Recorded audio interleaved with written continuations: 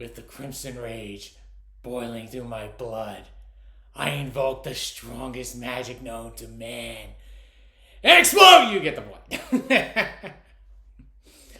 Yeah, the new Megumin show came out. The KonoSuba spinoff. I watched 2 episodes, so I'm going to review them.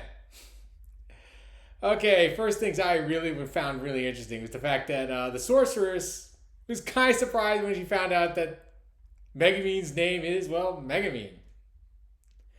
I mean, come on. I mean, I've seen like weirder names out there. I mean, I've seen people named Apple. Really? Megumin? I know it's a running gag. I also love the fact that her when she was finally given a wish, what was her wish? World domination!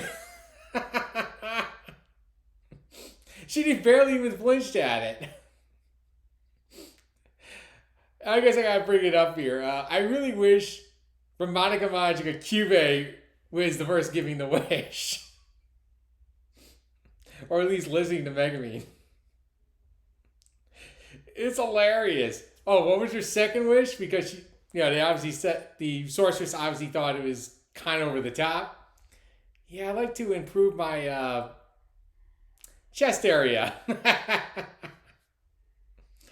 That was really funny.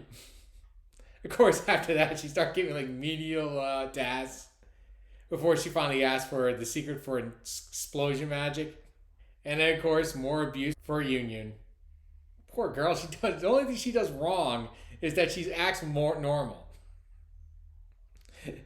She's a little embarrassed, very awkward, and for some reason, nope, that guarantees you can never have friends. The fact you're normal.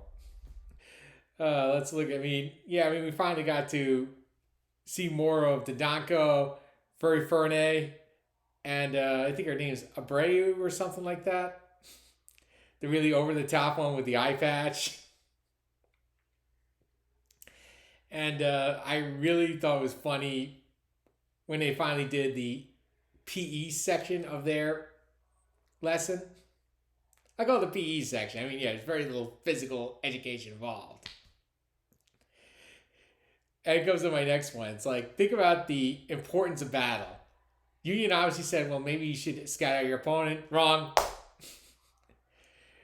Be ruthless. Aggression. Wrong. Looking cool in battle. Correct answer. I'm actually surprised Gynex was not involved in the animation of this one.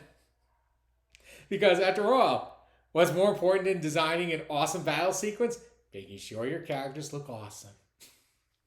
I also love the fact when they did the orientation, the teacher immediately got the headmaster out of the orientation. I mean, come on. I mean, you pretty much have been to all these college commencement speeches, and they always go on too long, talking about things you really couldn't care less about. And you often wish like a teacher would do the same thing. Yeah, come on here, Gramps. It's time to go. I guess I'm going to talk about episode 2. And yeah, they really kept the humor going on here. Starts off with more abuse for Union. Union wants to buy a dagger. And of course, Megumin's like, I'm only here to fulfill your wish to have somebody to shop with. Poor Union. And she ends up getting a dagger that Megumin chooses. And what's Megumin do? Oh, before you make it your daily challenge, rips out the dagger and says, you're going to use this dagger and cut between my fingers as fast as you possibly can.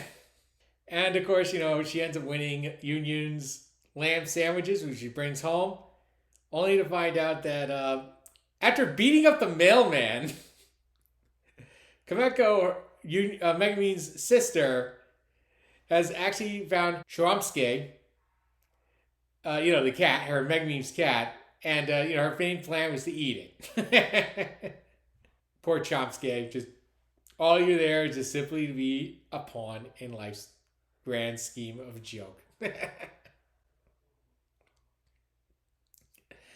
Then, of course, the next day, Megumin meets up the perfect excuse to bring Chomusuke to school. I was going to call him Chomusuke at this point. I know it's Chomusuke. I'm just going to butcher the names, so what's the point? My favorite part is when they do the physical activity. The first thing they bring back are these hollow weapons.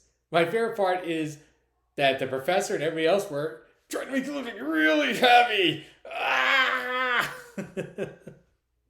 Meanwhile, they're it's basically a plastic weapon. And what do they do with them?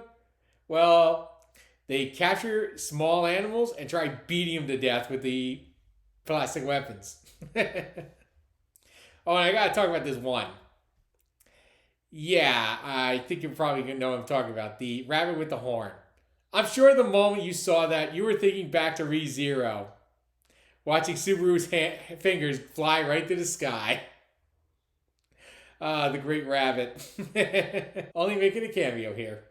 Of course, let's see here. Then eventually found out that the gargoyles were at the school were actually real gargoyles that were for the entertainment of the Crimson Demon Village turned to stone. Poor Goliath. Never really had a chance, did he? I love the expressions on the girls when they realize they're in real danger. And I guess I gotta talk about the perv in the hole. Yeah, this guy was really creepy.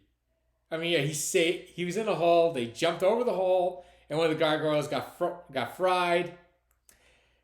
And he was talking about the girl. He was stalking the beauty of the Crimson Demon Village, and just watching his hands, his teeth, just how creepy this guy really was. He just basically dug a hole, hoping that she'd fall in because she didn't know anything about teleportation magic.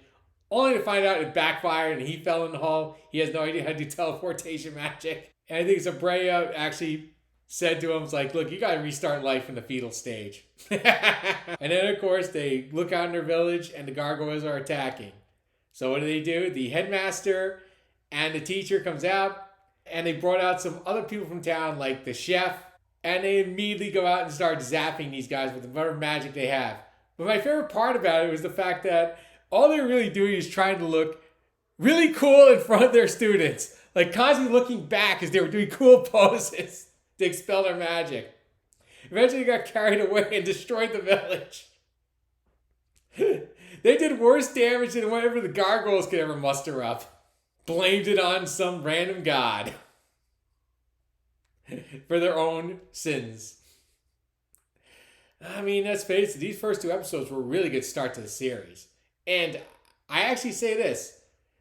The first two episodes of the two seasons of KonoSuba were not as good as these episodes. They were very well drawn and very well paced. And I really hope that the next 10 episodes, we're having a 12 episode run, could be just as well. But until then, I'm going to clock out and watch the next episode, which I currently have ready to stream.